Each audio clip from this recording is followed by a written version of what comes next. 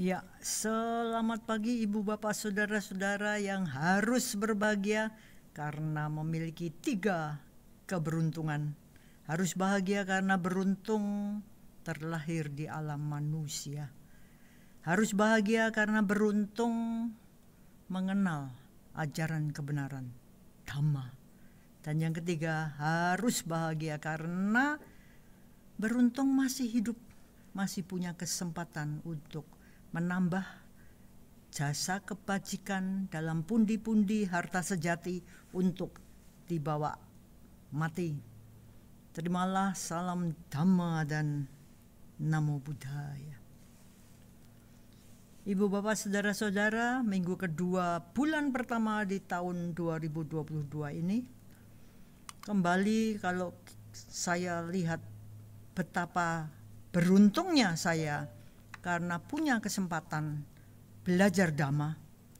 Tahun 94 itu Bante Panya memperkenalkan Wina dan saya dengan seorang tokoh dalam Buddhist Library Singapore yang selalu tiap tahunnya itu waktu itu mengadakan join dengan University of Sri Lanka.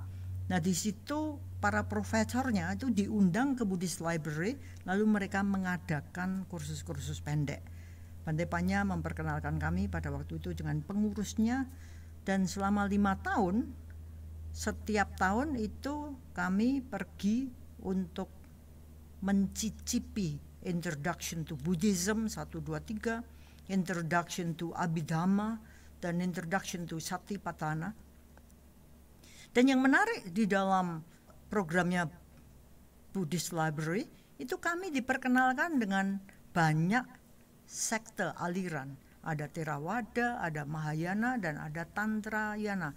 Jadi guru kami yang memberikan pengajaran itu benar-benar ahlinya. Nah, sesuatu yang menarik adalah bahwa dikatakan yang namanya Tripitaka itu masing-masing aliran itu punya sendiri-sendiri dan tidak sama gitu. Jadi waktu itu saya juga domblong gitu, nggak sama ya. Jadi bersama dengan waktu ribuan tahun itu Buddhism itu dibawa menuju ke sini, dibawa menuju ke sana, dan mereka berasimilasi dengan kebudayaan, kepercayaan setempat. Tapi para profesornya mengatakan ada yang menarik di dalam kitab-kitab Tripitaka mereka, yaitu hal-hal yang kalau dibandingkan itu ada persamaannya. Nah, saya melongo juga lah, terus yang ada itu apa? Salah satu yang mereka punya, sama-sama punya, itu adalah 4 kebenaran mulia. Yaitu apa? Kebenaran tentang dukkha, kebenaran tentang asal mula dukkha, kebenaran tentang akhir dukkha, dan kebenaran tentang jalan menuju akhir dukkha. Itu ada, jadi dikatakan otentik, itu ajaran the Buddha. Nah, kalau kita lihat banyak orang mengatakan ajaran Buddha itu ajaran pesimisme ya, karena yang ributin tentang dukkha gitu. Maka mari kita lihat dari kacamata kehidupan kita sehari-hari. Kalau kita gantilah, jangan ngomong dukkha, alergi saya. Oke, kita ganti dengan masalah, karena kita setiap hari itu ketemu terus sama masalah. Mari kita lihat kebenaran tentang masalah. Memang ada, setiap kali kita ketemu. Kalau kita cari, ada enggak sih asal mula masalah? Ada loh, ada. Nah, tapi kalau kita ini tidak memiliki kesadaran, kewaspadaan, pengetahuan yang cukup, kadang-kadang kita ini masalahnya aja kita nggak ngerti gitu. Bahwa aku ini bermasalah, tapi aku nggak ngerti bahwa aku ini bermasalah. Jadi domblong, ketip gitu ya, nggak ngerti bahwa ada masalah. Kadang-kadang masalahnya besar aja, udah hampir nabrak kita masih ngomong dunia baik-baik saja. Bisa enggak? Bisa. Itulah pikiran yang tumpul, itulah pikiran yang keruh, itulah pikiran yang tidak terlatih. Jadi nggak bisa sadar, nggak bisa waspada dengan bijaksana melihat apa adanya. ada masalah, ya kita tahu ada masalah. Dan kita tahu bahwa masalah itu tidak muncul twing from nowhere, dari bukan apa-apa. Enggak, itu semua ada kok sebabnya. Itu ada kok asal mulanya. Kembali, pikiran yang tajam, pikiran yang terlatih, pikiran yang waspada, ngerti masalah ini ada asal mulanya. Yang nomor 3, kita lihat kebenaran tentang akhir masalah. Masalah itu ada, dan masalah itu muncul berlangsung lenyap. Ada loh akhir masalah. Kembali kalau kita keseharian dalam dunia kerja misalnya, banyak orang yang punya masalah, mungkin dia tahu masalahnya ini apa, tapi nggak ngerti asal mulanya. Jadi juga lebih-lebih nggak ngerti akhirnya gimana. Padahal Sang Buddha mengatakan ada loh jalan menuju akhir masalah. Jadi waktu saya belajar tentang hal ini, saya katakan sepele, tapi ini tajam sekali. Bisa kita gunakan dalam keseharian kita. Masalah itu kan sebenarnya datang setiap saat ya. Tapi kalau kita tidak punya pikiran yang tajam, pikiran yang sadar, pikiran yang bijaksana, yang waspada, yang kuat, itu sepertinya kita cuma bengong aja gitu ya. Di dalam masalah itu berkubang gitu ya. Seakan-akan kita ini malah menikmati. Karena tidak punya kebijaksanaan. Dan kalau kita lihat 8 unsurnya itu, jalan mulia berunsur 8, menarik sekali bahwa yang pertama adalah pandangan benar, pemahaman benar, right understanding, right view.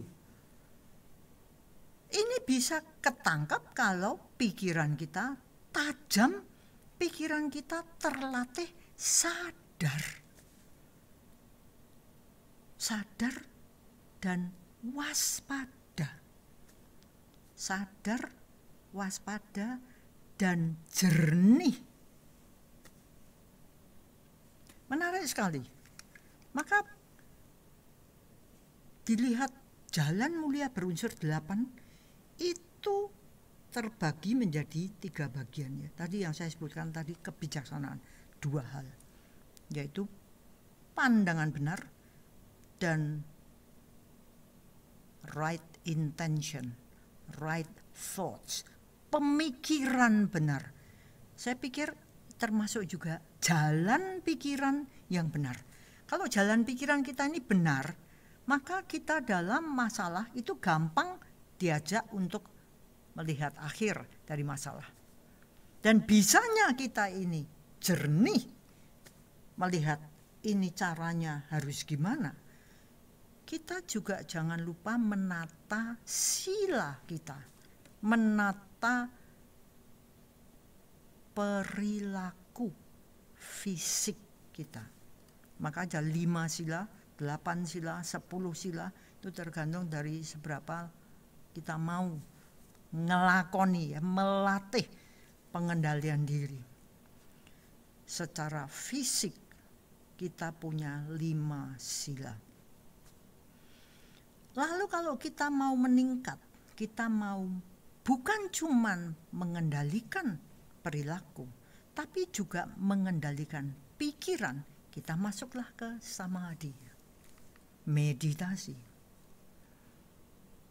Ibu bapak saudara-saudara, sebelum kami ini mengadakan sekolah, saya ngangsu kawruh ke universitas yang doktornya itu Bu Susan. Saya minta Bu Susan, Bu, aku mau belajar nih, ajarin ya. Apa mata kuliah yang saya bisa belajar untuk sangu sebelum kita mendirikan sekolah. Belajar dengan Bu Susan dan dosen-dosen lain itu sangat menyenangkan.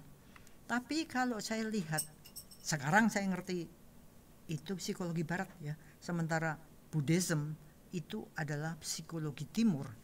Saya katakan kalau ada orang-orang bermasalah, cari psikolog, itu dapatnya terapi. Gitu ya.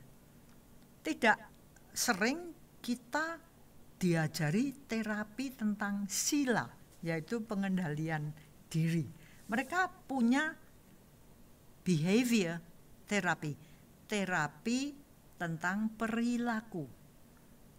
Tapi dalamnya itu dalam sila. Lalu bagaimana pengendalian pikiran? Mereka juga punya terapinya, tapi kalah dalam dengan samadhi. Nah, ibu bapak saudara-saudara, kebajikan ini jarang diuncarkan oleh psikologi barat ya. Mari banyak berbuat baik, itu tuh kelihatannya tidak begitu hafal gitu ya. Padahal kalau kita lihat, kebajikan ini punya kekuatan. Dan kebajikan ini kalau sila ini kita praktekkan, pengendalian diri ini kita praktekkan, indera kita amati, kita kendalikan, enggak kita umbar, maka pada waktu kita mau berlatih samadhi, itu kita lebih siap. Pikiran jauh lebih gampang dibawa pada ketenangan. Kalau dikatakan makhluk-makhluk, mungkin kita bisa ngomong, saya beruntung terlahir sebagai manusia karena kita bisa berlatih meditasi, berlatih mengendalikan pikiran. Celakanya banyak orang yang mungkin meditasi tapi terperangkap untuk cari ketenangan tok. Mereka tidak menggali lebih dalam bahwa ketenangan itu pun bisa dua macam, paling tidak. Yang pertama adalah ketenangannya orang yang ngantuk. Tenang itu.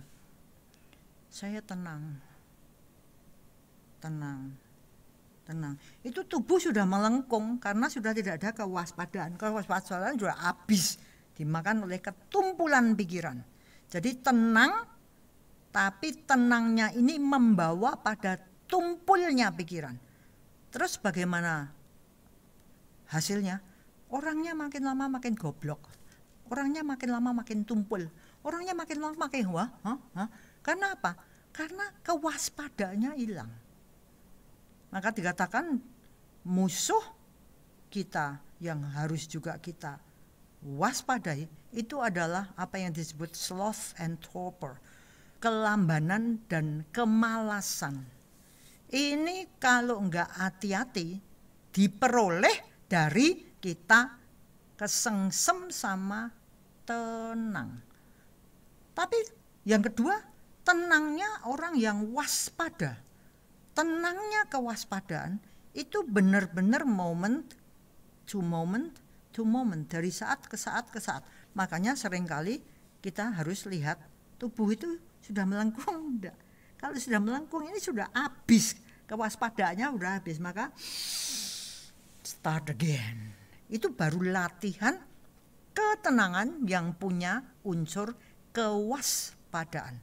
Karena kalau kita cuma cari tenang, makanya ada yang mengatakan ekstasi, wah ini satu kebahagiaan. Tapi sebenarnya tenangnya ini tenangnya yang sloth and torpor, yang tumpul dan lamban. Orangnya jadi kalau ada masalah nggak cak-cak gitu loh. Sementara orang yang tenangnya tuh ngelatihnya dengan kewaspadaan, itu ada masalah cak-cak gitu. Segera dapat ini gini. Makanya salah satu cerita yang bagi saya luar biasa, itu gurunya Goenkaji, SN Goenka, itu Ubakin. Dia seorang perumah tangga, tapi meditator yang serius, dan dia ini orang pemerintah. Dia diserai kekuasaan dalam 4 departemen. Urusannya soabrek. Tapi karena dia ini latihannya itu ketenangan yang dibarengi dengan kewaspadaan. Sigap gitu ya. Jadi melihat masalah tuh jeret dia segera tahu. Ini harus gini kan. Jadi dalam 4 departemen itu tidak ada urusan yang terbengkalai. Semuanya tertangani dengan baik karena pikirannya celing, kinclong, tanggap sebagai hasil dari meditasi. Menarik ya? Maka jangan salah, kita dalam latihan tentang pikiran harus benar-benar sering-sering lihat, aku ini maju apa mundur sih. Kalau saya ini cuma meditasi untuk tenang tanpa kewaspadaan, maka yang terjadi adalah pikiran saya lamban, pikiran saya keruh, tidak jernih, pikiran saya tumpul, goblok, enggak tak gitu, ada masalah, pelenggong, apa ada masalah tuh, ini udah mau hancur nih, kita masih nggak ngerti bahwa ini ada bahaya, nggak tahu bahwa bahaya itu mendekat. Kenapa? Nggak kelihatan. Kenapa? Pikiran tumpul. Menarik ya, tumpul, lamban. Makanya saya pikir kalau ada binatang yang namanya kungkang itu pikiran yang dia miliki kayak apa ya? Menarik sekali. Saya kadang-kadang kalau ngomong pada diri saya nggak mau lahir lagi jadi kungkang. Jadi gimana? Ya yuk latihan pikiran harus sregep gitu ya, rajin, tekun, kinclong gitu ya, penuh kewaspadaan. Jadi fisik itu penuh semangat. Karena kalau enggak, kita ini jadinya melemprek gitu. Tenangnya itu bukan tenangnya orang yang semangat, yang tahu situasi, yang melihat segala sesuatu seperti apa adanya. Bukan seorang pemimpin yang baik karena dia tidak punya kualitas sebagai seorang pemimpin. Kurang berani misalnya. Ingat ya, 2B itu ya, berani dan belajar. Jadi orang yang mau belajar, punya keberanian belajar, ini salah satu dari hasil meditasi yang benar. Ibu bapak saudara-saudara, saya baru saja merenungkan tentang buku yang 20 tahun lalu ini diterjemahin. April 2001, 20 tahun ya, saya baca lagi dan masih terkagum-kagum karena Dhamma itu memang luar biasa. Ini judulnya Bermasalah Namun Tetap Bahagia. Ditulis oleh Lama Zopa Rinpoche, jadi dari Tibetan. Tapi apapun juga bisa kita lihat apa yang baik, bisa kita pelajari, bisa kita ambil manfaatnya. Di situ dituliskan bahwa kita sebagai manusia itu harus happy karena kita ini punya 8 kebebasan. Wih, menarik sekali. Apa itu?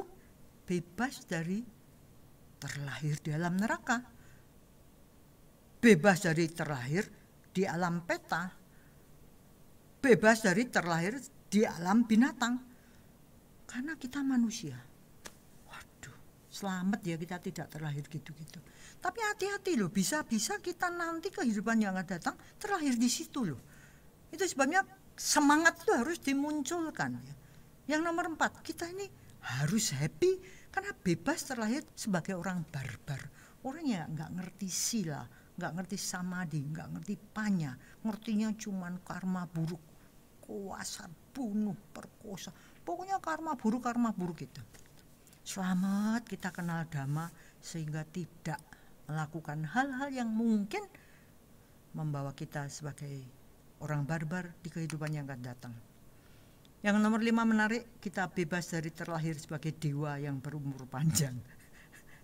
Waktu saya tanya itu, terlahir sebagai dewa ya enak, berumur panjang, enak. Lah ya justru itu, lah kenapa? Karena berarti berumur panjang sebagai dewa itu cuma ngabisin karma baik lampau. Dia bersenang di sini, senang di sana, senang, lupa atau tidak punya arena untuk berbuat banyak kebaikan, nanam jasa kebajikan.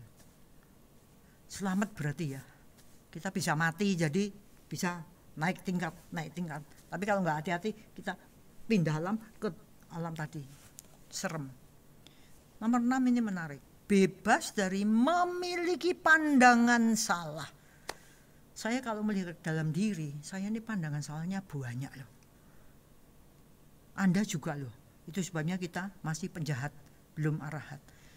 Nah, dengan mengenal Dhamma, sedikit demi sedikit kita ini paling tidak bisa ngerti, aduh, aku goblok, aduh, ini pandangan salah. Jadi berarti apa? Kita berani berubah, berani belajar. Nggak gampang ya itu ya. Dan kita beruntung karena kita pasti bisa naik tingkat. Kita punya alasan, punya panduan untuk terus maju di dalam meningkatkan kualitas batin kita, kualitas kehidupan kita, kualitas pikiran kita. Kualitas kehidupan ini bisa kok, asal kita tuh punya keberanian untuk berubah karena kita mau belajar. Kalau kita ini sudah, aku nggak berani, ya udah, aku nggak mau belajar, gini aja sudah cukup, ya sudah. Gimana kita mau maju? Jadi 2B itu luar biasa, ya. Maka nomor 7, kita kenal Dhamma, berarti juga kita ini bebas dari terlahir di zaman kegelapan. Tidak ada Buddha, tidak ada Dhamma, tidak ada Sangha. Kita masih komanan, ya. Dapat sedikit, meskipun Buddha historis sudah nggak ada, tapi ajarannya masih ada, sehingga Sang Buddha mengatakan setelah aku tiada, Dhamma itulah guru kalian, ya. Nomor 8 ini tolong dicatat. Sekarang ini ibu bapak saudara-saudara, banyak sekali anak terlahir sebagai anak autis. Itu termasuk cacat mental. Meskipun diomong, ini istilahnya jangan diomong cacat mental. Ini difabel. Ini anak kebutuhan khusus. Namanya bagus-bagus. Tetapi di dalam kebebasan ini, 8 kebebasan ini, kita benar-benar harus bersyukur dan berterima kasih dan happy. Kalau kita ini beruntung terlahir tanpa cacat mental, tanpa cacat fisik yang berarti, sehingga kita ini bisa punya alasan, punya gaman, senjata untuk terus meningkatkan diri, belajar. Kalau enggak, bisa-bisa kehidupan kita yang akan datang, kita turun. Dan tentu saja itu bukan cita-cita kita. Ada orang yang mengatakan saya ini orang miskin, tapi dalam buku ini saya senang karena dikatakan, kita ini punya 10 kekayaan. Wis, saya kaya raya, saya lihat jerit, kaya raya. Nomor 1, beruntung terlahir sebagai manusia. Kekayaan yang luar biasa, harus digunakan. Sebagai manusia harus digunakan. Kita beruntung terlahir di Indonesia di mana Dhamma diizinkan ada. Luar biasa, punya pluralisme. Luar biasa beruntung. Nomor 3 tadi hampir sama dengan yang bebas. Nomor 8. Kita ini kaya dengan kemampuan fisik dan kemampuan mental yang lengkap. Ibu bapak saudara-saudara, yang namanya kemampuan fisik itu bisa dikendalikan oleh kemampuan mental. Karena kemampuan mental mengerti apa yang fisik lakukan, tapi kemampuan fisik tidak tahu apa yang mental lakukan. Jadi alangkah hebatnya kita ini punya keberanian dan kemauan belajar untuk meningkatkan kemampuan mental, meningkatkan kualitas pikiran. Jangan berhenti cuman ya gini aja sudah cukup. Saya sejak dulu tidak pernah tertarik sama agama Buddha waktu saya masih muda. Karena ada sedikit orang beragama Buddha dan tidak pernah ada orang beragama Buddha yang mengesankan saya pada waktu itu. Orang Buddha ini, agama Buddha itu hebat, Buddhis itu hebat. Enggak, orang-orang di sekitar saya yang saya kenal, yang beberapa gelintir semuanya beragama Buddha ini, itu orangnya tenang. Tenangnya gimana?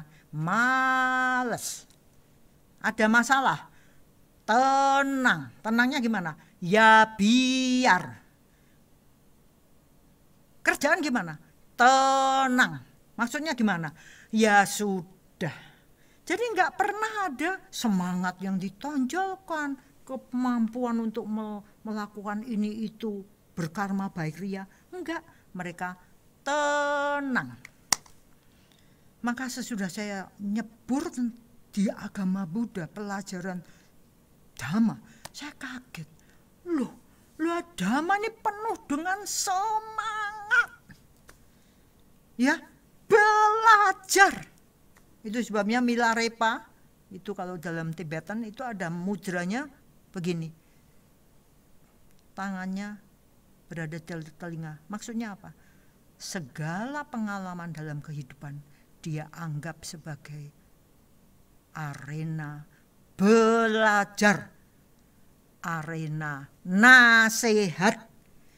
Jadi apapun juga digunakan untuk nasihat. Aku belajar dari sini.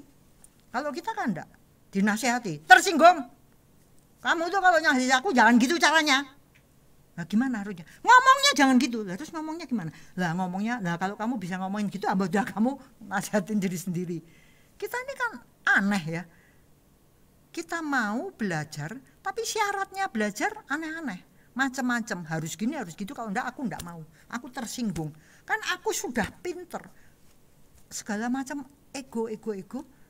Jebret saya baca tentang Milarepa, segala pengalaman digunakan untuk meningkatkan diri. Semuanya dipakai untuk arena belajar, dinasehati. Dia terima dengan baik. Luar biasa. Kemudian yang keempat, kita kaya karena kita ini terbebas dari 5 tindakan ekstrim. Itu kalau kita lihat itu tindakan yang karma buruknya besar banget ya. Misalnya membunuh ayah, membunuh ibu, melukai Buddha dan menghancurkan, memfitnah, memecah belah sangga, kemudian membunuh Buddha dan sebagainya, itu kita tidak masuk situ.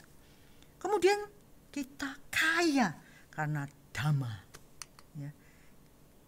Dan kita ini terlahir masih ada loh ajaran Buddha. Kaya. Ada yang membabarkan, kita komanan, kita dapat kaya. Ajaran itu masih ada yang mempraktekkan, kaya. Pengikutnya ada, sekarang malah ada bikuni yang menjadi pilar keempat, kaya. Dan yang nomor 10, memiliki kondisi yang diperlukan untuk mempraktekkan Dhamma. Jangan berbuat buruk. Ayo berbuat baik. Murnikan, sucikan hati dan pikiran.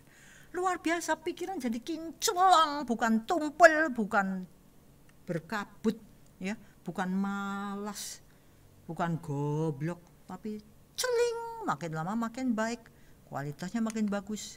Ya. Maka sesuatu yang menarik adalah kalau kita ini tiap harinya punya masalah, tiap harinya ada masalah, tiap harinya cari masalah, tiap harinya ditemui masalah, maka kita bisa menggunakan masalah dan kebahagiaan. Jadi bisa masalah, bisa bahagia. Itu untuk menuju jalan pembebasan. Menarik ya. Jadi pola pikirnya lain. Mari kita gunakan masalah itu untuk meningkatkan diri. Jadi penderitaan dan masalah yang ada pada kita atau yang kita cari, kalau kita kurang kerjaan kan gitu ya, menciptakan penderitaan, menciptakan masalah yang sebenarnya nggak perlu diciptakan, tapi karena kita ini egonya masih besar, waduh, ingin itunya masih besar, maka seringkali kita menciptakan penderitaan. Mari kita stop lah, kita bicara tentang penderitaan yang datang pada kita aja, bukan yang kita ciptakan sendiri, cari-cari masalah. Dan yang menarik dalam buku ini adalah kita diajari untuk ayo mengubah sikap. Jadi kita diajari untuk mari memanfaatkan masalah. Wah, itu transformasi pikiran. Ya. Jadi ada kata-kata yang mengatakan mulai sekarang apapun masalah yang harus kuhadapi, aku nggak minggat, nggak ngincir, nggak melarikan diri.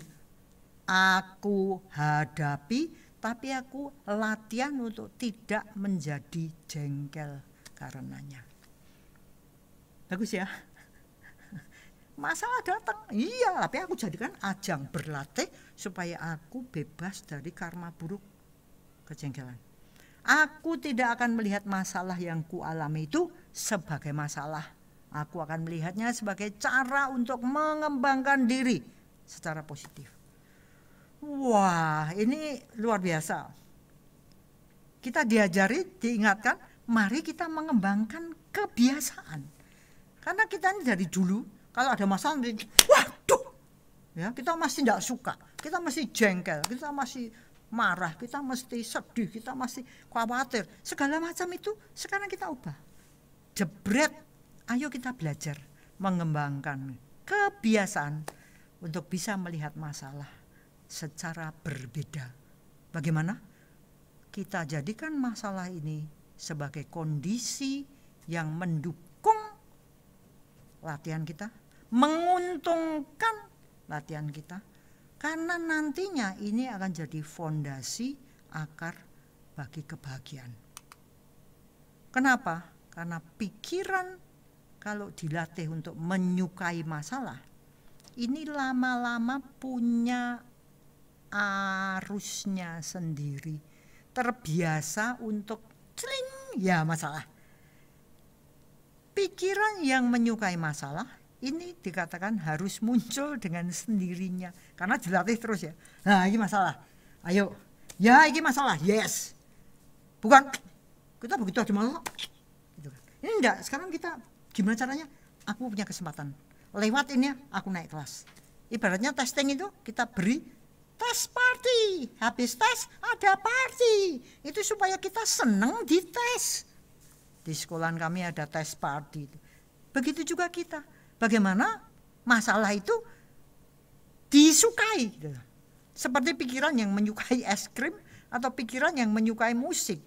Dengan cara itu kita nggak gampang jengkel, nggak gampang sekok, nggak gampang depresi, nggak gampang sedih, khawatir dan sebagainya. Sehingga pikiran jadi kotor lagi. Enggak. Sekarang kita dilatih, diingatkan dulu lah. Weh, lewat masalah kita nanti party. Habis tes party. Seneng mendapat masalah. Tapi bukan masalah yang kita cari loh ya, sorry. Ini masalah yang datang, lain. Dan kita mulai dengan masalah-masalah kecil yang dianggap sebagai hal yang menguntungkan. Melihat bahwa segala yang mengganggu itu justru diperlukan. Kalau kita nggak pernah diganggu, gimana kita mau praktek kesabaran misalnya? Bagaimana kita mau praktek daya tahan misalnya? Jadi kita pikir dengan satu pola yang berbeda. Kalau biasanya masalah itu dianggap merugikan dan tidak diinginkan, kita bisa memiliki kebijaksanaan untuk melihat masalah ini penting loh dan perlu. Karena apa? Dari situ aku punya landasan untuk mencapai kebahagiaan. Nah, yang sangat saya senangi dalam buku ini ada kata-kata yang nyelekit ya, jelek gitu ya. Dikatakan gini, adalah tidak baik dipuji, lebih baik dikritik. Gojleng, saya dipuji senangnya setengah mati, dikritik wah mengkorok rambut saya. Kan gitu, biasanya kan kayak gitu. Tapi ini enggak, adalah tidak baik dipuji, lebih baik dikritik. Kenapa? Bila Anda dipuji, kesombongan akan tumbuh. Tapi bila Anda dikritik, dan ini kita menerimanya dengan baik, dengan pikiran yang positif, pikiran yang jernih, tadi ya Milarepa yang mudra gini, maka kesalahan Anda ditunjukkan, dan dengan kita berani belajar, berani berubah, kesalahan kita akan hilang. Bagus ya? Nah, jadi kita amati kalau kita dikritik gimana? Mengkorok apa enggak? Nesu apa enggak? Ambruk atau enggak? Mutong atau enggak? PR yang benar-benar bermanfaat. Ini bisa kita jadikan ajang latihan. Adalah tidak baik memiliki kenyamanan, lebih baik memiliki ketidaknyamanan. Gojleng, seumur hidup saya ini pengennya nyaman. Panas dikit AC, kipas angin. Wah, panas juga. Penderitaan sudah besarnya setengah mati. Maka di sini dikatakan ketika Anda nyaman, Anda menghabiskan karma baik yang telah Anda kumpulkan di dalam kehidupan lampau. Maunya enak terus. Akibatnya apa? Kita lupa pada Dhamma, bahwa kebenaran kehidupan itu anicca, dukkha, anatta. Kita lupa karena uripku udah kepenak, hidupnya sekarang enak. Ya toh, kalau kita ngomong, nah nanti kabarnya, oh sekarang enak, rumahnya ber-AC, nyaman. Tapi dia lupa pada dhamma, mungkin enggak? Mungkin. Dia lupa bahwa penderitaan ada di mana-mana, lupa berbuat kebaikan, lupa memotong kejahatan diri sendiri. Maka mengalami masalah adalah justru merupakan berkah. Bagus ya? Kalau kita lihat, kalau kita terlena dalam kenyamanan, selalu cari yang nyaman, yang lebih nyaman, yang paling nyaman, sedikit saja udah penderitaan luar biasa. Terbiasa menolak yang tidak nyaman, terbiasa menolak yang tidak menyenangkan. Akibatnya kita terseret dalam arus duniawi yang deras. Loba, dosa, moha mencengkeram kita semua, dan kita tidak kenal lagi ciri real kehidupan. Loba dosa kita makin berlipat ganda dan pikiran jadi lemah karena tidak ada vaksin masalah. Ada masalah itu kan sebenarnya kita divaksin toh. Kita sekarang kalau cari vaksin, ayo kita cari masalah.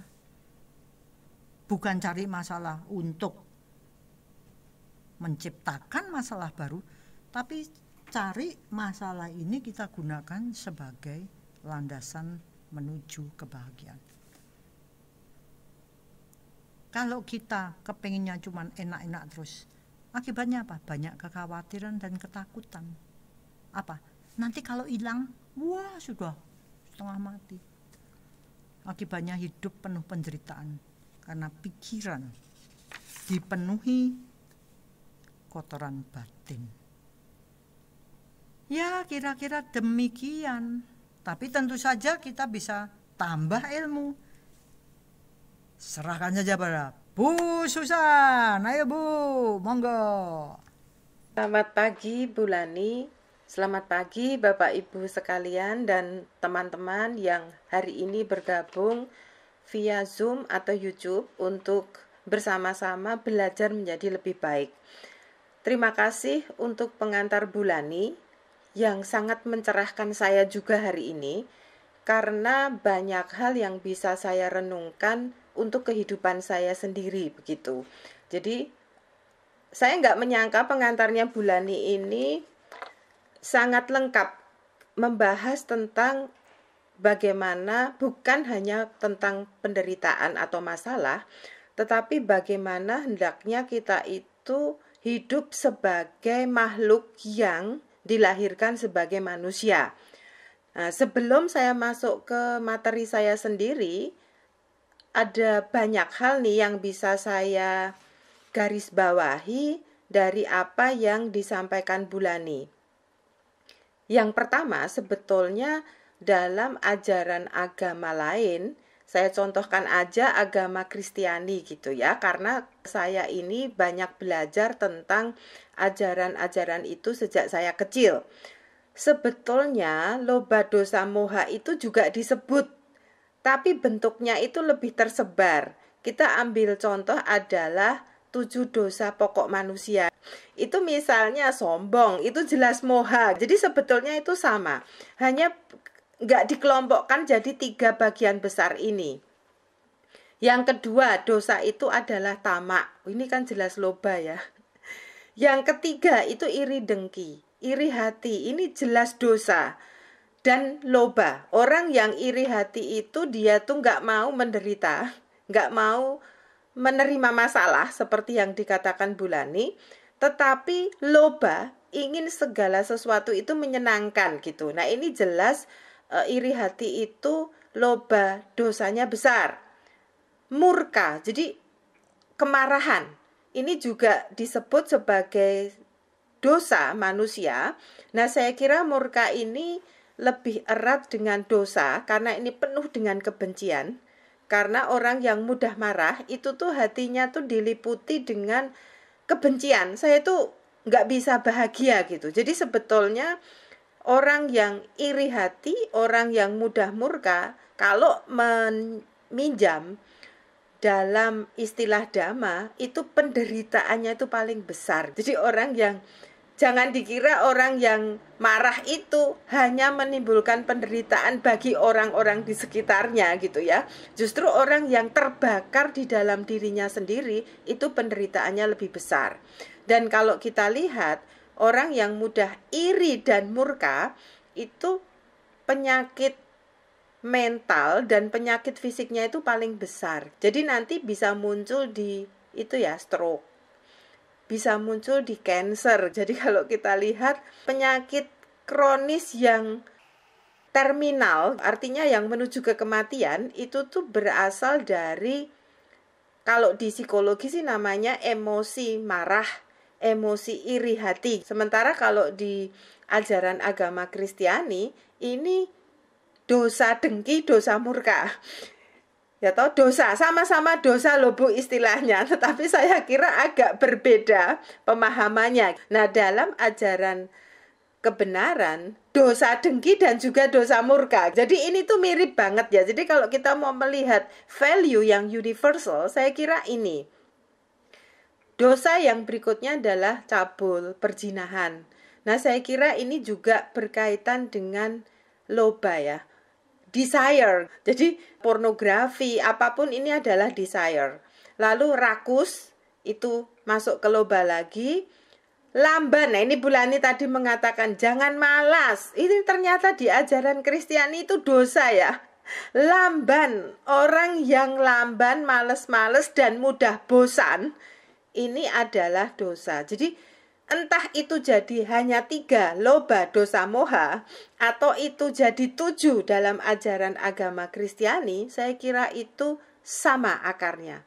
Bahwa sebetulnya inilah yang disebut dengan asal muasal penderitaan manusia. Karena dalam ajaran agama Kristiani, kalau kita bisa lepas dari 7 dosa ini masuk surga, happiness ya Bu. Sama kan? Jadi kalau kita itu bisa mengelola atau melepaskan diri dari loba dosa moha, kita akan menuju ke kebahagiaan sejati. Jadi itu sebetulnya sama, entah istilahnya mau surga, istilahnya mau happiness, saya kira itu sama. Dan ini menarik ya. Mengapa menarik? Yang ingin saya garis bawahi adalah bagaimana kita bisa lepas dari loba dosa moha, atau bagaimana kita bisa lepas dari 7 dosa asal tadi. Dalam Dhamma itu disebutkan sebetulnya masalah itu apa. Ini ya kayak di psikologi toh, problem itu apa. Sebetulnya kan ada asal muasal duka. Di psikologi juga ada sih, asal muasal masalah hidupmu itu apa. Akhir duka itu apa? Jadi bagaimana kita itu bisa mengakhiri duka. Ini sama kan di psikologi. Kalau kamu itu punya masalah, bagaimana caramu mengakhiri masalah, maka ada juga jalan menuju akhir duka. Jalan mengakhiri penderitaan. Jalan mengakhiri masalah. Sama itu di psikologi ada. Hanya memang mungkin caranya berbeda. Jalan yang ditunjukkan menuju akhir duka itu berbeda. Lalu mungkin tentang asal muasal duka itu juga berbeda. Di psikologi mungkin masih sangat mengakui kondisi eksternal. Meskipun di psikologi juga dikenal kondisi internal itu juga menyebabkan orang itu mengalami masalah hidup. Tapi kalau dalam Dhamma itu jelas sumbernya itu bukan eksternal. Jadi itu bedanya. Jadi penekanannya sangat berbeda. Kalau dalam Dhamma, kondisi diri manusia itu sendirilah yang bisa membuat manusia itu semakin menderita atau punya masalah, atau membuat manusia itu bisa melepaskan diri dari masalah. Nah, ini kan kalau dalam ruang konsultasi, tiba-tiba psikolog di awal konsultasi ngomong seperti ini, Bu, saya jamin klien setelah mendengar itu rasanya nggak nyaman. Baru loh ya setelah mendengar. Lalu sudah mulai mikir nggak cocok dengan psikolognya. Udah mulai mikir. Psikolognya itu nggak empatik. Udah, itu buah pikir berikutnya seperti itu. Lalu saya itu datang ke sini mau mencari support, mau mencari dukungan, mau mencari pembenaran. Orang yang bermasalah itu tuh sebetulnya kalau datang pertama-tama itu ingin dibenarkan. Bukan hanya ingin didengarkan, tapi ingin dibenarkan. Lah kok datang psikolognya udah ngomong, sumber masalah itu adalah dirimu sendiri. Waduh, ini sudah bayar, ada hitungan per menitnya itu berapa bayarnya. Ini di menit pertama kok nggak mengenakkan. Jadi saya yakin kalau psikolog pada awal konsultasi ngomong seperti ini, klien itu saat itu juga nggak pengen datang. Saat itu ya Bu, artinya dia terpaksa menyelesaikan konseling hari itu karena respect aja sama psikolognya. Tapi saya yakin di pertemuan kedua dia nggak akan datang lagi ke psikolog yang sama. Dia akan cari psikolog yang berbeda. Nah ini menarik buat saya ya. Jadi kebenaran ini memang sulit diterima. Kalau dikatakan bahwa sumber masalah adalah diri sendiri, ini kebenaran. Tapi ini menyakitkan gitu. Memang ternyata belajar dhamma itu butuh kerendahan hati yang luar biasa supaya kita semua itu bisa menerima bahwa saya ini bisa sebagai sumber masalah, tetapi sekaligus saya ini bisa lepas dari penderitaan. Nah ini yang menurut saya berat. Apalagi tadi Bulani mengatakan, kita itu beruntung lahir dalam kondisi tidak nyaman. Gimana ya? Kondisi tidak nyaman itu kok keberuntungan. Ini memutarbalikkan akal sehat. Ini tuh nggak masuk akal. Orang itu ya kalau lahir itu nyaman itu lebih happy, lebih beruntung. Kita kan selalu ngomong, untung ya dia dilahirkan sebagai anak orang kaya. Beruntung ya dia itu cantik. Beruntung ya dia itu ganteng. Beruntung ya dia itu dilahirkan sebagai orang yang cerdas. Tapi di sini tuh ada hal lain. Justru kalau kita dilahirkan dalam kondisi tidak nyaman, ini juga keberuntungan. Karena kita lalu tergelitik untuk mempelajari sesuatu. Nah, tetapi saya juga ingat nih, ajaran yang lain yang mengatakan, kalau tumpukan buah karma buruk kita itu banyak, biasanya kalau kita dilahirkan dalam kondisi tidak beruntung, itu akan semakin tidak beruntung. Karena saya tidak punya cukup pencerahan bahwa dilahirkan dalam kondisi tidak beruntung itu adalah kesempatan bagi saya untuk mengolah fisik, mengolah tindakan, dan mengolah pikiran saya. Nah, biasanya orang yang tumpukan tabungan karma baiknya belum cukup, ketika dilahirkan dalam penderitaan, itu akan semakin menderita. Karena kita itu biasanya mengajak orang lain juga menderita. Kenapa saya aja yang menderita? Saya nggak terima. Nah ini yang menurut saya menarik, bahwa lahir sebagai orang yang beruntung, punya fisik bagus, punya pikiran bagus, itu sebetulnya tantangan tersendiri. Karena kalau kita tidak hati-hati, tadi kan dilahirkan sebagai dewa itu menyenangkan. Tapi kok itu sebagai sesuatu yang perlu kita waspadai, karena ternyata kenyamanan itu bisa bikin males, kalau istilahnya Bulani tadi.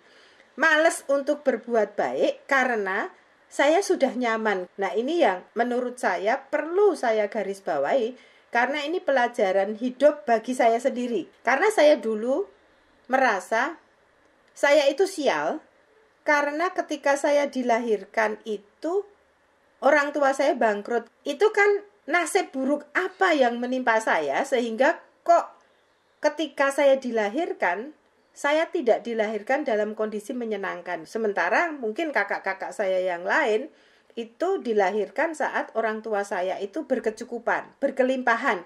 Nah ini pola pikir saya yang waktu itu merasa saya ini diperlakukan tidak adil oleh Tuhan. Biasanya kan manusia itu kalau udah mentok, yang disalahkan Tuhan. Saya kira pikiran saya sama. Mengapa saya dipilih dilahirkan dalam kondisi yang tidak menguntungkan?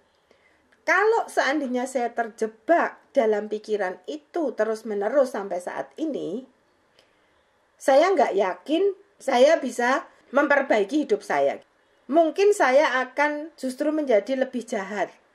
Mungkin saya akan mengembangkan perilaku-perilaku yang tidak mendukung saya untuk bebas dari penderitaan. Maka saya bersyukur, mungkin tabungan karma baik di masa lalu saya itu cukup banyak juga sehingga menopang tabungan karma buruk saya. Kalau mungkin saya dilahirkan dalam kondisi tidak menyenangkan, itu adalah tabungan karma buruk saya di masa lalu. Tapi untungnya juga gitu loh, saya juga waktu hidup di masa lalu itu punya tabungan karma baik. Sehingga saya itu dalam tanda petik diselamatkan untuk tidak menabung banyak karma buruk di kehidupan yang sekarang. Karena entah saya itu mengenal Dhamma atau enggak di masa lalu itu, tetapi saya itu belajar untuk menggunakan penderitaan atau masalah hidup saya itu berkembang jadi lebih baik. Mungkin itu bukan dari ajaran Buddhism, karena mungkin saya dulu nggak mengenal Dhamma. Tapi entah ajaran apa itu yang saya yakini, itu tuh menyelamatkan saya untuk tidak masuk ke dalam karma yang lebih buruk. Nah, ini hal-hal yang bisa saya catat dari pengantar Bulani itu untuk hidup saya sendiri. Saya lalu jadi berefleksi. Nah, hari ini saya ingin mengajak kita semua untuk melihat hidup yang lebih baik. Kalau di psikologi itu ada istilah mekanisme pertahanan diri. Bahasa saya itu adalah tameng. Kita tuh punya ego. Dalam bahasa psikologi itu kita punya ego. Sementara kalau dalam Dhamma itu disebut atta, keakuan yang sangat besar yang kalau tidak kita olah dengan baik, cara kita berpikir, cara kita berperilaku, tadi ada sila juga, kita itu akan memperbesar atta di dalam hidup kita. Kalau dalam psikologi ya kita memperbesar ego. Karena ego itu sangat berharga, karena atta itu sangat berharga, maka kalau tidak aman, ada serangan. Kita perlu punya tameng. Dalam istilah psychoanalysis teori, itu disebut mekanisme pertahanan diri atau defense mechanism. Nah, yang menarik adalah awal mula kita itu mengalami gangguan mental dalam teori psikoanalisis adalah kalau tameng yang kita pakai itu semakin tebal, semakin banyak variasi yang kita punya. Wah, hebat ya, Bu. Jadi tameng itu dalam teori psikoanalisis bukan hanya tebalnya, tapi variasi. Jadi semakin banyak variasi yang kita pakai, semakin tebal, itu akhirnya kita tidak bisa membedakan mana yang benar. Kalau istilahnya Bulani itu realitas objektif. Dan mana realitas yang kita ciptakan sendiri gitu. Nah, ketika kita tidak bisa menemukan kebenaran karena punya tameng yang tebal atau punya mekanisme pertahanan diri yang tebal, ujung paling ekstrim itu gangguan mental parah. Karena ciri gangguan mental parah itu adalah tidak bisa membedakan realitas objektif dan realitas yang kita ciptakan. Kalau dalam bahasa Dhamma, realitas yang diciptakan oleh LDM. Nah, sehingga orang yang mengalami gangguan mental itu mengapa menderita? Karena yang dia alami secara subjektif, yang dia rasakan itu dia anggap sebagai yang nyata. Nah, ini loh, padahal menurut orang yang bisa melihat kebenaran itu nggak nyata. Nah, ini kan penderitaan yang paling ujung dari masalah manusia di dalam ilmu psikologi. Nah, yang menarik, ada kesamaan. Jadi kalau Bulani tadi mengatakan yang barat-barat itu kalau bicara tentang behavior, bicara tentang sila, bicara tentang perilaku, itu yang dibahas itu adalah begini. Perilaku itu salah karena kita belajar tentang pola yang salah. Jadi kalau teori behavior itu mengatakan begini. Jika kita merespon secara salah, misalnya ketika ada orang yang mengejek kita, terus kita tempeleng. Ini kan respon salah sebetulnya. Tapi karena orang tua kita atau teman-teman kita itu justru applause, hebat, jangan sampai kamu dihina, betul itu tempeleng aja. Nah, kita itu sejak kecil nggak tahu bahwa menempeleng itu salah. Karena kita selalu mendapat penghargaan ketika berbuat salah. Itu aja. Jadi yang dikatakan Bulani tadi, belajar sila yang baik, perilaku yang baik itu ya berhentinya hanya di hubungan antara respon kita dengan konsekuensi. Kalau konsekuensinya itu dihargai, kita akan mengulang tanpa tahu bahwa itu salah. Tapi kalau kita itu berbuat benar, diberi konsekuensi negatif, kita itu malah merasa perbuatan kita itu salah. Jadi contohnya, kalau ada anak yang dihina, diejek, malah dia itu diam saja, lalu mendoakan, ini kan baik ya. Tapi ada orang tua yang nggak terima, diejek kok didiamkan loh, kamu itu nggak punya harga diri.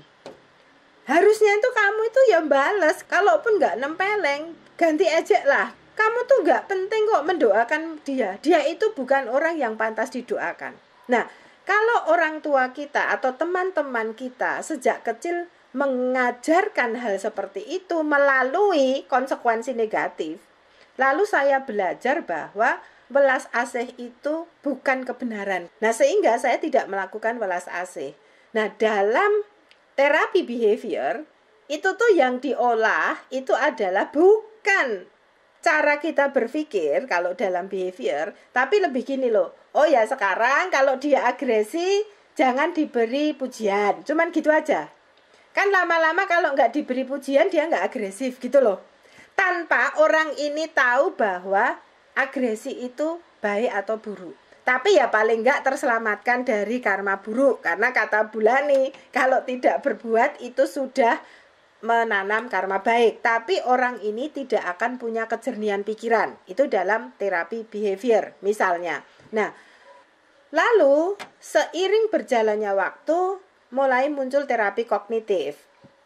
Nah, terapi kognitif itu adalah mengubah cara berpikir yang tidak rasional. Misal nih, kalau saya itu diberi evaluasi oleh Bulani, evaluasinya itu negatif, kritik ya, tadi dikatakan sebetulnya kritik itu lebih menguntungkan. Nah, ketika saya dikritik, itu saya berpikir atau buah pikir yang muncul adalah saya ini memang bodoh, saya ini memang tidak berguna, atau buah pikir saya yang lain adalah Bulani ini sengaja menjatuhkan saya, bla bla bla bla. Ini dalam teori kognitif ini yang disebut cara berpikir tidak rasional atau buah pikir tidak rasional yang menyebabkan kita menderita. Nah, cara mengubahnya adalah saya perlu menantang buah pikir saya dengan cara, apa betul saya bodoh? Oh enggak, oh ternyata setelah saya kumpulkan sejarah saya itu saya enggak bodoh. Jadi kalau dievaluasi atau dikritik Bulani hari ini tidak menandakan saya bodoh. Nah, dengan cara itu pikiran tidak rasional saya atau buah pikir saya ini hilang. Nah, yang kedua, Bulani ini memang jahat, Bulani ini memang menjatuhkan saya. Dalam terapi kognitif kita ditantang untuk menyelidiki kembali. Apakah Bulani itu jahat? Apakah Bulani itu memang ingin menjatuhkan saya? Setelah saya lihat riwayatnya, enggak tuh, Bulani itu bukan orang yang kayak gitu. Bulani itu selalu tulus. Maka ketika Bulani memberi kritik terhadap saya, itu tulus. Justru kalau Bulani itu enggak mengkritik, itu saya akan mengulangi perilaku yang sama di kemudian hari, padahal itu tidak betul. Nah, ini membetulkan buah pikir saya yang tidak rasional, lalu menjadi, oh enggak, Bulani enggak kayak gitu. Nah, ini membuat kita lepas dari masalah. Ini kalau terapi kognitif. Nah, kalau kenyataannya Bulani memang jahat.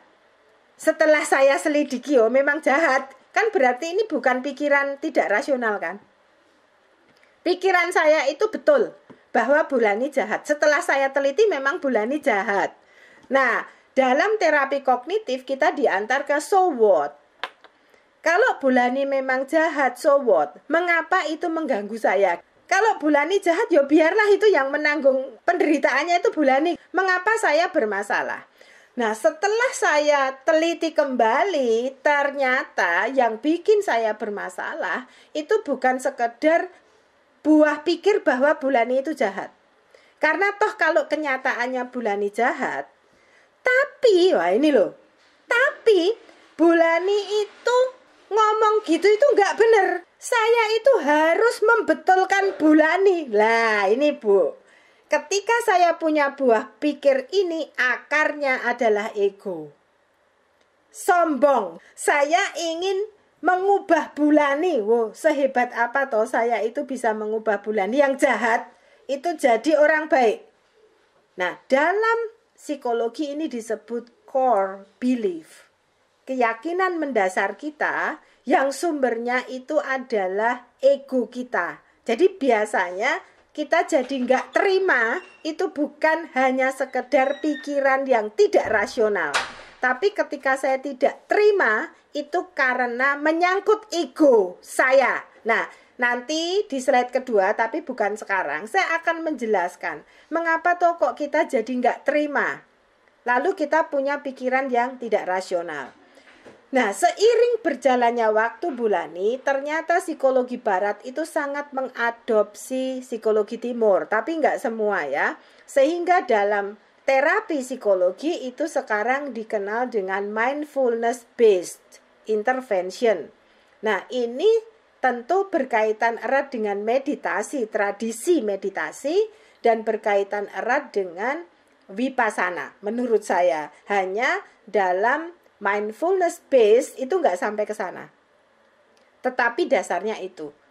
Nah, ketika saya nonton videonya Sadhguru, ketika berbicara tentang meditasi, ini erat kaitannya dengan terapi dalam psikologi. Dalam terapi kognitif, tadi mengubah pikiran yang atau buah pikir yang tidak rasional menjadi rasional, itu sebetulnya langkah awal untuk coba lihat Lobado Samoha.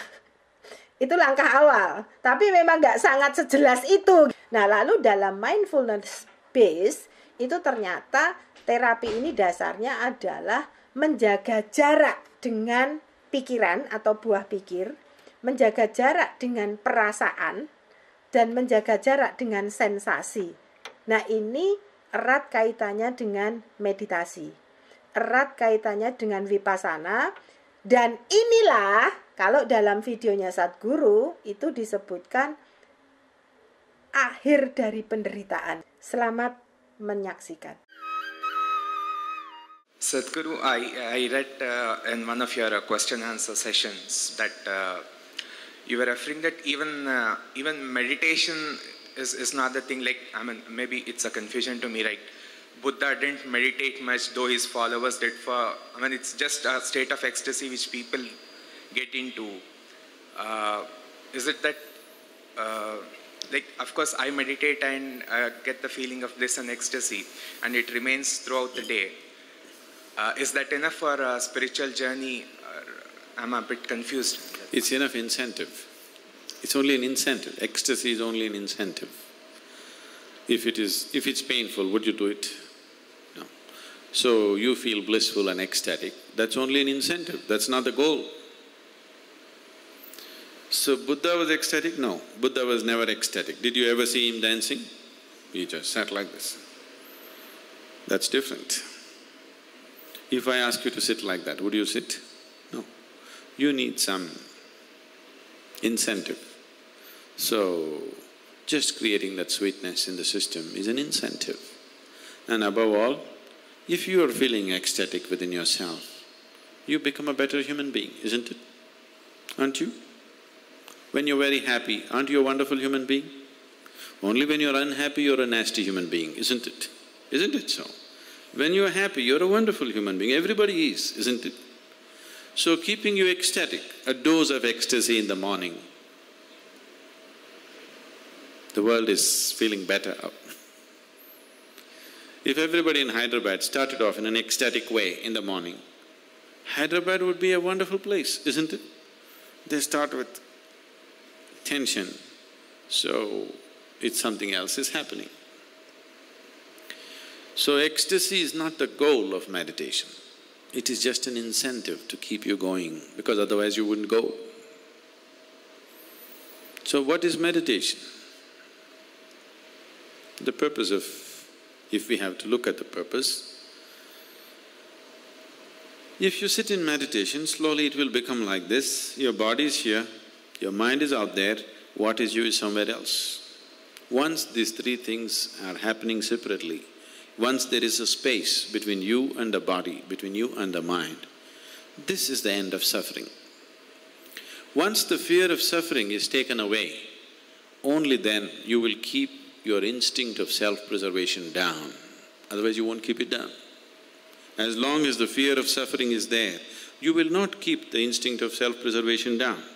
The only reason why you are naturally not spiritual is because you have empowered your instinct of self-preservation too much. All the time it is trying to make you like a bubble in the world, separate bubble, not willing to mix with anything. So unless you keep your instinct of self-preservation down, you will not become spiritual in any way. You will not know life as one happening. You will always be an individual, trapped. Have you noticed even in your general life, when you're very happy, you keep your guards down? Isn't it so? When you're unhappy, fully shielded. When you're happy, little down, isn't it? When you're very happy, it's all down. Have you noticed this? So this is the reason why you're willing to be happy only among certain people. Because you don't know how to be just happy and still know where to stop life when it has to be stopped. You're willing to be happy only with 5 people in your life because you think that is the only safe atmosphere where you can be happy, because you have always understood happiness as a certain vulnerability. See, just say you walk on the street and you smile at anybody, they look like this. Why? What's their problem smiling back at you? What are they going to lose? They think if I smile, he may exploit me. How will he exploit you? If he comes to pick your pocket, you can stop him. If he smiles, even a pickpocket smiles at you, why can't you smile at him? What is the problem? Just try today and see, just go out and smile. People who look like this, they're surprised, somebody is making me vulnerable to life. They want to go on the street like rocks, they want to go home and become life. Doesn't work. After some time you become a rock there also. If you want to be life, you must practice it everywhere, isn't it? So, meditation gives you that space between you and your body, between you and your mind. Whatever suffering human beings have known, it has either entered them through the body or through the mind. Do you know any other kind of suffering? There are only 2 kinds of suffering, isn't it? Once you have a distance from these 2 things, this is the end of suffering. Once the fear of suffering is taken away, only then you are willing to venture into other dimensions of life. Otherwise, no matter what I tell you, you are only looking for safety. Terima kasih. Di slide saya yang kedua, saya mau menjelaskan apa yang dikatakan Sadguru ya. Jadi, kalau kita lihat di situ, itu jelas bahwa ego, mengapa dalam pengantar saya tadi sebelum videonya Sadguru, itu saya mengatakan mengapa saya terganggu dengan buah pikir irasional Bulani jahat atau saya ini bodoh. Dari mana munculnya asal muasal buah pikir itu dari atta kalau dalam dhamma. Kalau dalam psikologi dari ego. Dalam teori psikologi ini yang disebut core belief. Keyakinan mendasar dalam diri kita yang menyebabkan kita itu punya, kalau dalam psikologi, pikiran irasional. Kalau dalam dhamma itu buah pikir yang menyesatkan. Dari mana? Nah, kalau kita lihat dari entah piramida yang di sebelah kiri atau dalam piramida yang di sebelah kanan, itu sebetulnya asal muasalnya adalah ego. Nah, mari kita lihat paling tidak tentang rasa aman, tentang penerimaan, dan tentang penghargaan. Jadi kalau saya tadi merasa Bulani jahat, dan kalaupun seandainya Bulani memang jahat, sebetulnya kan saya tidak perlu merasa cemas toh dengan kejahatan Bulani. Nah, mengapa kok saya itu merasa terancam oleh Bulani, terlepas dari Bulani itu jahat atau enggak? Kalau kita lihat di situ penjelasannya adalah karena saya butuh rasa aman, yaitu bahwa dunia itu berputar seperti yang saya inginkan. Peristiwa hidup itu harus cocok betul seperti yang saya inginkan. Jadi kalau ada orang jahat seperti Bulani ini nggak saya inginkan, rasa aman saya terganggu. Maka saya perlu tameng. Nah, tamengnya itu di bawah itu. Salah satu contohnya. Nah, contoh yang lain adalah saya butuh diterima. Diterima itu apa toh? Saya itu butuh dipuji. Saya itu butuh disayangi. Lah kok ada orang kayak Bulani ini loh mengkritik saya. Ini kan berarti saya itu tidak diterima. Meskipun kenyataannya belum tentu seperti itu. Bulani itu justru menerima saya dengan tulus, maka Bulani mengkritik. Ataupun Bulani memang jahat. Tapi apa tuh masalah saya itu kalau nggak diterima oleh orang jahat seperti Bulani itu kan malah happy tuh harusnya. Kok malah pengen diterima orang jahat? Tapi mengapa kok saya terganggu? Karena ego saya itu butuh diterima oleh setiap orang. Entah orang itu jahat, entah orang itu baik, entah orang itu siapapun, pokoknya harus menerima saya. Ini ego, ini atta. Kalau itu tidak terjadi, saya butuh tameng lagi. Butuh tameng. Nah, tameng itu kalau dalam dhamma itu moha. Moha itu bikin delusi-delusi pikiran, buah pikir, ciptaan yang membuat saya ayem. Itu moha. Nah, contoh yang ketiga. Saya itu butuh dihargai, bukan diterima, tapi dihargai. Itu artinya, kalau Bulani mengkritik saya, waduh, ini jelas tidak menghargai saya. Bulani itu jelas mau merendahkan saya. Saya nggak butuh disayangi loh ini, nggak butuh. Jadi saya nggak butuh cinta kasihnya Bulani. Tapi penghargaan Bulani ini penting buat saya. Kalaupun Bulani itu jahat, tapi kata-kata Bulani itu bisa mempengaruhi dunia untuk ikut-ikutan meremehkan saya. So, saya sangat terganggu oleh si orang jahat satu ini loh. Ini harus dibinasakan ini orang jahat satu ini. Nah, maka saya butuh tameng supaya ego saya ayem tentrem.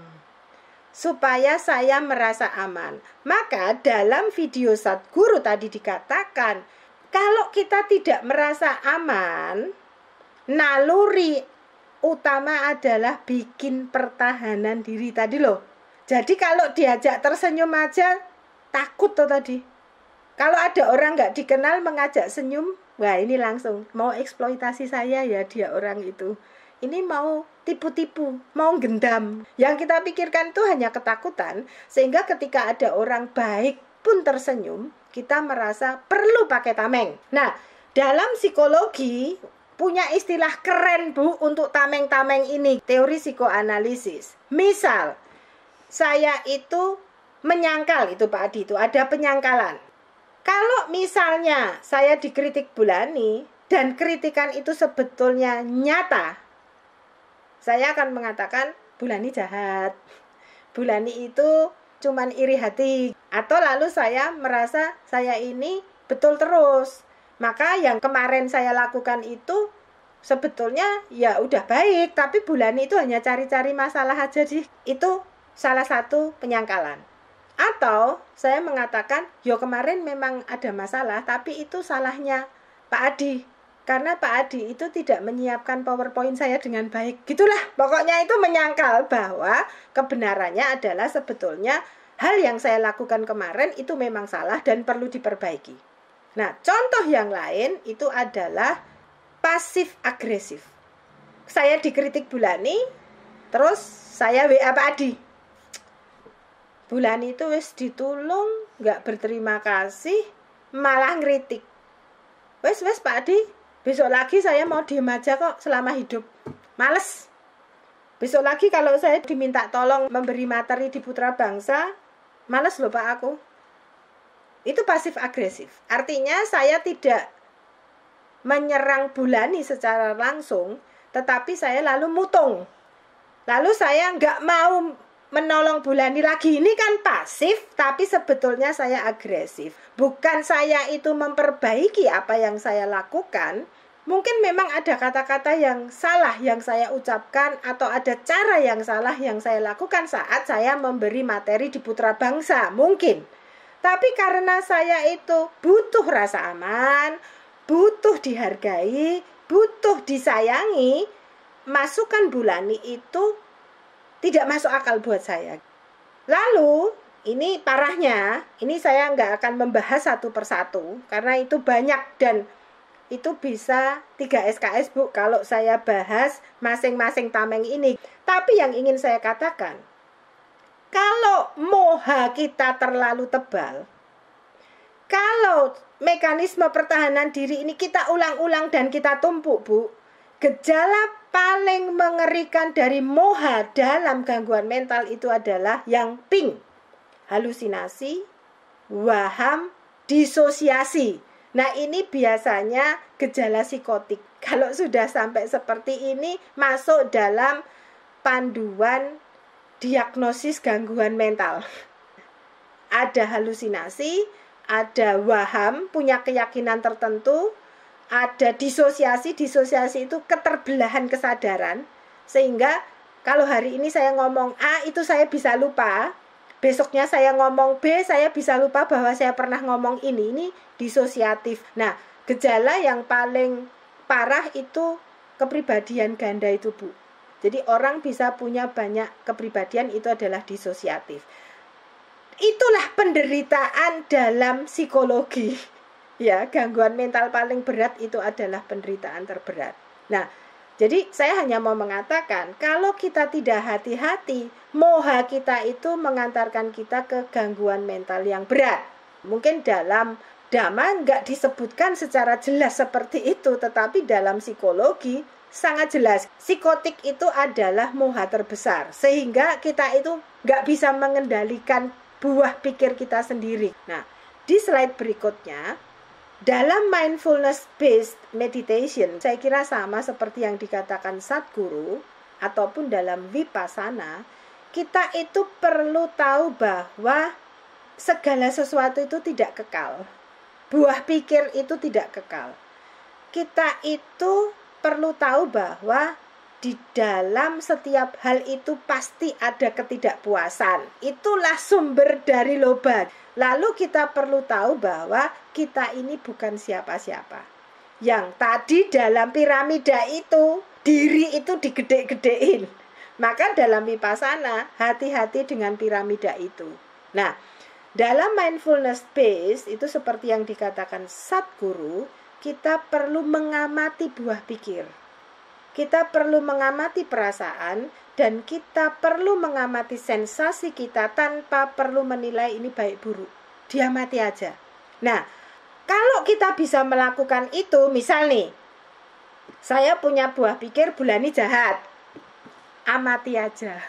Oh, saya lagi punya buah pikir Bulani jahat. Wes, amati aja gitu, nggak usah dinilai. Saya punya perasaan tersinggung, punya perasaan marah, amati aja perasaan itu. Sensasi saya karena marah, tersinggung, sakit kepala, nafas menjadi lebih cepat, keringat keluar, rasanya panas. Amati saja, nggak usah dinilai. Nanti kalau kita sudah tenang, itu buah pikir kita bisa berubah.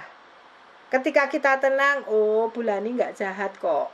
Bulani itu ingin memberi masukan buat saya. Kan saya sudah nggak marah lagi.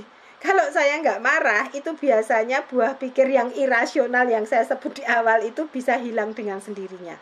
Nah, maka kalau kita melakukan ini secara rutin, mungkin tanpa perlu psikolog, itu kita akan lepas dari penderitaan. Karena kita tidak merespon buah pikir kita yang belum tentu benar. Karena kita tidak merespon perasaan kita yang belum tentu itu disebabkan oleh hal yang nyata. Kalau kita sudah bisa begini loh, oh ini hanya buah pikir saya. Jadi kalau ini saya coba kelola, saya juga akan menjadi lebih tenang. Misal, berarti kan ini buah pikir itu bukan Susanto. Oh ini perasaan saya marah, perasaan saya teraduk-aduk begini, oke saya tenangkan. Oh berarti kemarahan ini bukan Susan.